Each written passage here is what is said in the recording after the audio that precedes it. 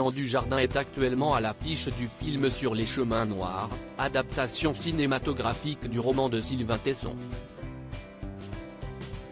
Une histoire de détermination et d'humanité, de voyage et de remise en question. Un soir d'ivresse, Pierre, écrivain explorateur, fait une chute de plusieurs étages. Cet accident le plonge dans un coma profond. Sur son lit d'hôpital, revenu à la vie, il se fait la promesse de traverser la France à pied du Mercantour au Cotentin. Un voyage unique et hors du temps à la rencontre de l'hyper-ruralité, de la beauté de la France et de la renaissance de soi, peut-on lire sur Allociné. À cette occasion, l'acteur oscarisé était l'invité de Laurent Delahousse dans 20h30 le dimanche ce 19 mars 2023. En écho au personnage complexe et évolutif qu'il incarne dans le film, le mari de Nathalie Péchala est revenu sur sa propre expérience. Partir, s'évader, s'échapper.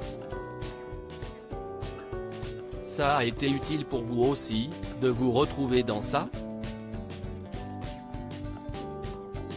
Vous avez découvert la France autrement? S'est interrogé le présentateur.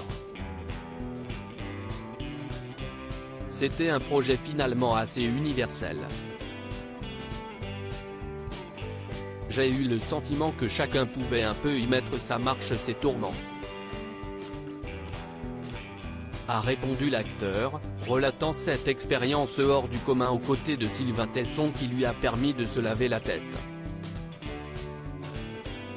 La nature comme thérapie, à l'écran comme dans la vie, s'il incarne un rescapé du coma qui entame un voyage à pied à travers la France dans Sur les chemins noirs, Jean Dujardin n'est pas si étranger à son personnage dans la vie réelle.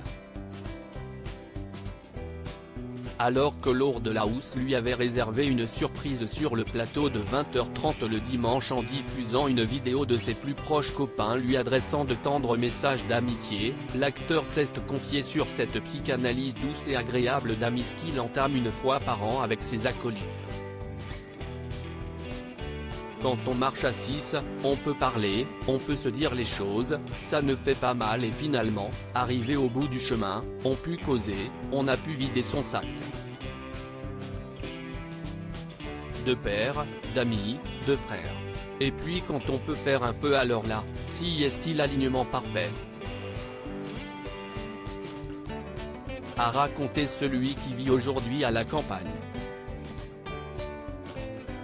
Une vie à l'écart, dans les arbres, loin des tumultes du cinéma, duquel il se réjouit de faire partie, mais qu'il ne laisse jamais l'envahir. Un équilibre nécessaire pour le père de famille qui admet avoir un rapport très intime avec ce métier, et n'avoir jamais voulu tout ça, la notoriété.